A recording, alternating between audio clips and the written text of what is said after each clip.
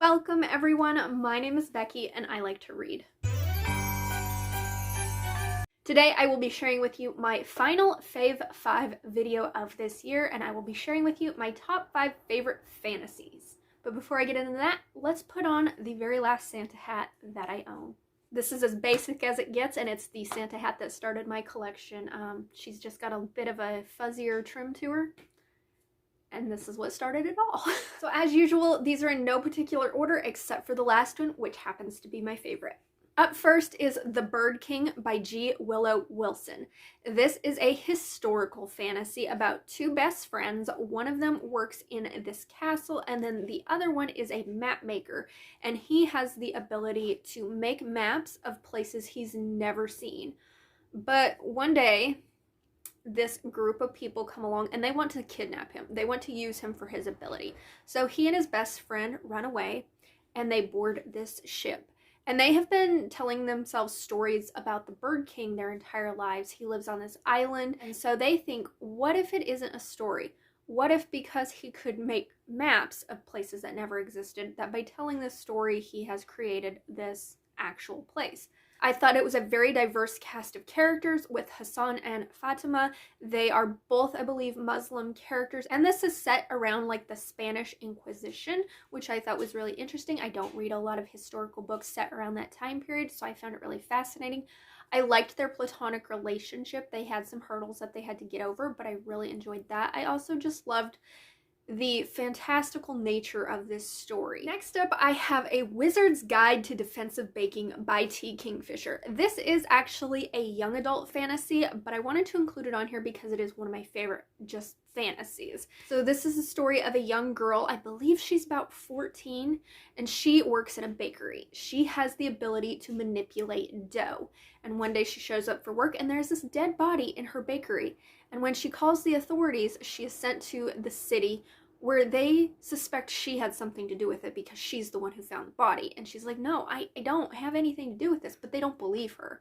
And she ends up discovering that the city is trying to get rid of any person who has magical abilities, no matter how extraordinary or mundane they may be. I thought this was such a unique fantasy. Again, a lighter fantasy. I don't read a ton of epic fantasies, so you'll see a lot of light fantasies on this list.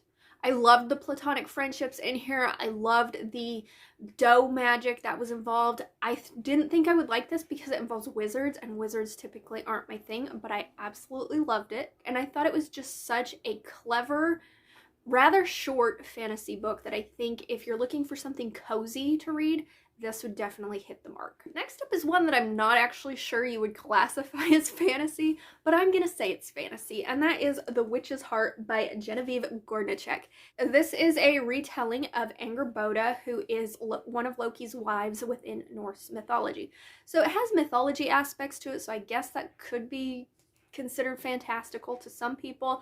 Listen, it was one of my favorite books. It really didn't fit into any of the other categories that I had for my Fave 5, so I wanted to slide it in here. I had no idea who Angrboda was, to be quite honest, until I listened to this on audio.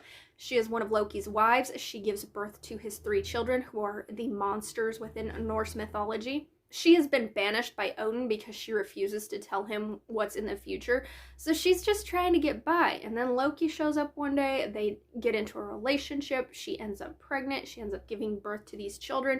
And everybody fears these children. But she is so protective of them. This is definitely a story about motherhood and the sacrifices you make for your children and the protective nature of mothers. I had heard of 2 of her children. But I've always heard of them as the monsters within Norse mythology. And this book really shed a light and gave them humanity. And it was like, oh, maybe these creatures aren't as bad as Norse mythology would have me believe they are. Because this just, you see them grow up from children. You see how much Angrboda loves these children.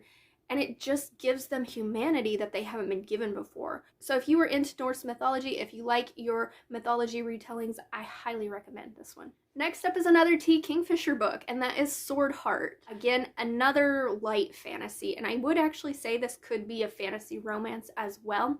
It is about a woman whose husband has died, and the rest of his family has locked her up because they want his inheritance. And she ends up pulling this sword off the wall to off herself because she just doesn't want to deal with this. So she thinks the only way that she can get out of this predicament is just to off herself. So when she unsheaths this sword, a man pops out, and he is the guardian of this sword, and he is bound to protect the wielder of this sword, who happens to be this woman. So they set out on a journey together to try and evade her family, and he will do anything to protect her despite being so annoyed with her. He is so annoyed with her. Along the way, they end up forming a relationship. This is a slow burn romance. It involves older characters. I believe the main character is in her late 30s to early 40s. There's not a lot of smut involved in here. It has a grumpy sunshine trope, which I love. And my favorite fantasy of the year is The Bone Maker by Sarah Beth Durst. This is what I would consider a humorous fantasy. This is the story of a woman who is a bone maker. She has the ability to take bones and put them into other things to animate them. Her husband recently was murdered, and she is keeping him alive, but he is not fully alive. She's just keeping his body, trying to find a way to bring him to life. She needs the help of this crew of people who she and her husband used to work with, and they have to journey to go find very specific bones in order to bring her husband back to life. And in doing this, they discover some secrets that the kingdom has been keeping, and they have to rejoin together as a group to battle the new enemy. I absolutely loved this story. I listened to it on audiobook. I loved the older characters. I loved that there was a married couple in here. You don't see that very often within fantasy. It's got just a slight bit of romance, but it's not really a main factor of the story. I loved the found family. I loved the friendships. I loved the quirkiness of the characters. It just had so many things that I enjoyed in it.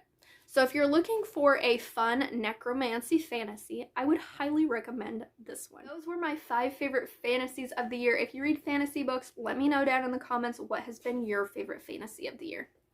And until my next video, thank you guys so much for watching, and read a fantasy for me.